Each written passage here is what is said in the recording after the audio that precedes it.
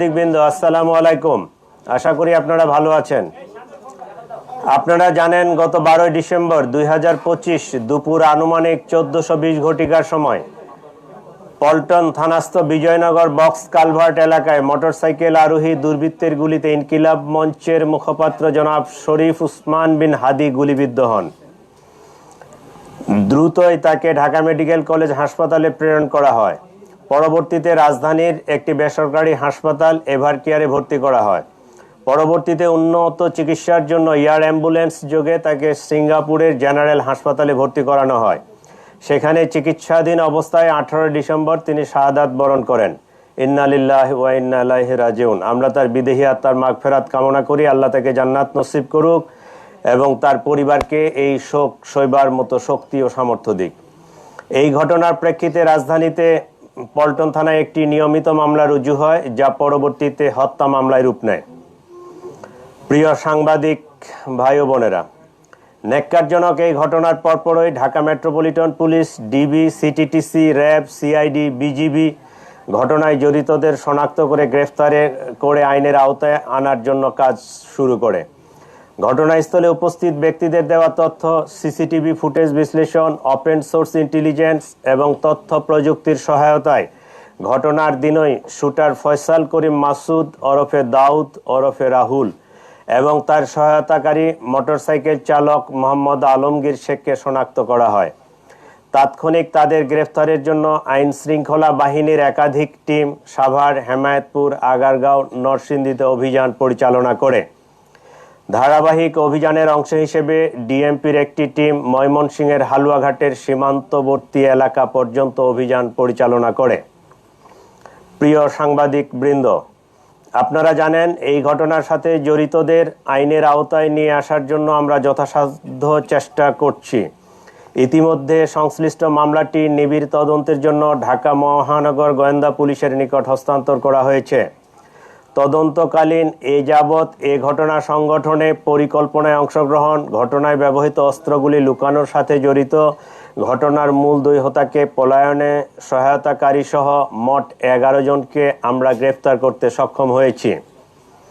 গ্রেফতারকৃতরা হলো হুমায়ুন কবির, ফয়সালের বাবা; হাসি বেগম, ফয়সালের মা; শাহেদা পারভিন সামিয়া, ফয়সালের স্ত্রী; ওয়াহিদ আহমেদ শিপু, ফয়সালের শ্যালক; মারিয়া আক্তার লিমা, তার বান্ধবী; মোহাম্মদ কবির, নুরুজ্জামান নোমানি ওরফে উজ্জ্বল, সিবিয়ন দিও, সঞ্জয় চিসিম, মোহাম্মদ আমিনুল ইসলাম রাজু, আব্দুল মান্নান। এই 11 জনকে আমরা গ্রেফতার করেছি। এই ঘটনায় জব্দকৃত উল্লেখযোগ্য আলামত সমূহ: হত্যাকাণ্ডে ব্যবহৃত 2টি বিদেশি পিস্তল, 52 রাউন্ড গুলি, ম্যাগজিন, ছোরা; হত্যাকাণ্ডে ব্যবহৃত মোটরসাইকেল ও ভুয়া নম্বর প্লেট, যে নম্বর প্লেটটি অপারেশনের সময় লাগানো ছিল; ঘটনার সময় ওসমান হাদিকে বহনকারী অটোরিকশা; ঘটনাস্থল থেকে হত্যাকাণ্ডে ব্যবহৃত গুলির খোসা, ভিডিও চিত্র, সিসিটিভি ফুটেজ ও অন্যান্য আলামত; প্রায় 53টি অ্যাকাউন্টের বিপরীতে 218 কোটি টাকার স্বাক্ষরিত চেক। প্রিয় সাংবাদিকবৃন্দ, তদন্তে প্রাপ্ত তথ্য, বিভিন্ন গোয়েন্দা সংস্থার প্রতিবেদন, গ্রেপ্তারকৃতদের দেওয়া জবানবন্দি পর্যালোচনা করলে দেখা যায়, ফয়সাল ও আলমগীর ঘটনার পরপরই ঢাকা হতে সিএনজি করে আমিনবাজারে যায়। পরবর্তীতে তারা মানিকগঞ্জের কালামপুর যায়। সেখান থেকে পূর্ব পরিকল্পনা অনুযায়ী একটি প্রাইভেট কারে করে ময়মনসিংহের হালুয়াঘাটে পৌঁছে। ঘটনাটি তাদের পূর্ব পরিকল্পিত ছিল। এই জন্য আসামিদেরকে চিহ্নিত করার পূর্বেই তারা সীমান্ত পাড়ি দিতে সক্ষম হয়।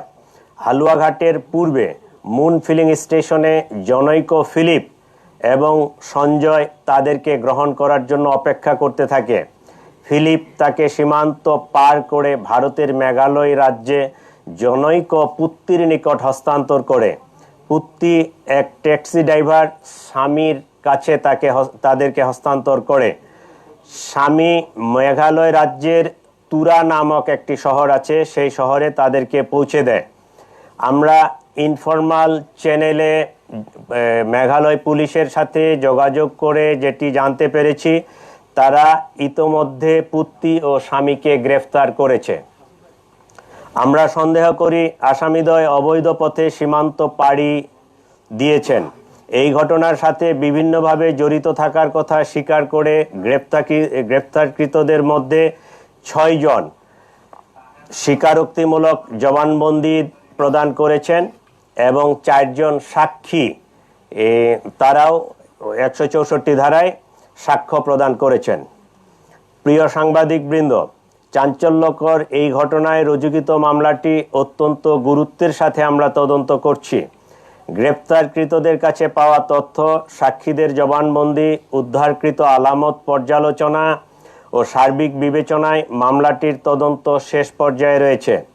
আগামী 7 থেকে 10 দিনের মধ্যে আমরা চার্জশিট প্রদান করতে সক্ষম হব ইনশাআল্লাহ। সরকার ইতোমধ্যে দ্রুত বিচার ট্রাইব্যুনালে মামলাটি নিষ্পত্তি করার ঘোষণা দিয়েছে। সেই লক্ষ্যে আমরা কাজ করছি। এই জন্য এই জঘন্য ঘটনার ন্যায় বিচার নিশ্চিত করতে রাষ্ট্রের পক্ষ থেকে, আমাদের পক্ষ থেকে সর্বোচ্চ প্রচেষ্টা অব্যাহত রয়েছে। আপনাদের সবাইকে আমি আন্তরিক ধন্যবাদ এবং নববর্ষের শুভেচ্ছা জানাচ্ছি। এ পর্যায়ে আপনাদের যদি কিছু জিজ্ঞাসা থাকে, আমি এবং আমার সহকর্মীবৃন্দ এখানে উপস্থিত আছেন, তারা আপনাদের প্রশ্নের আমরা জবাব দিব।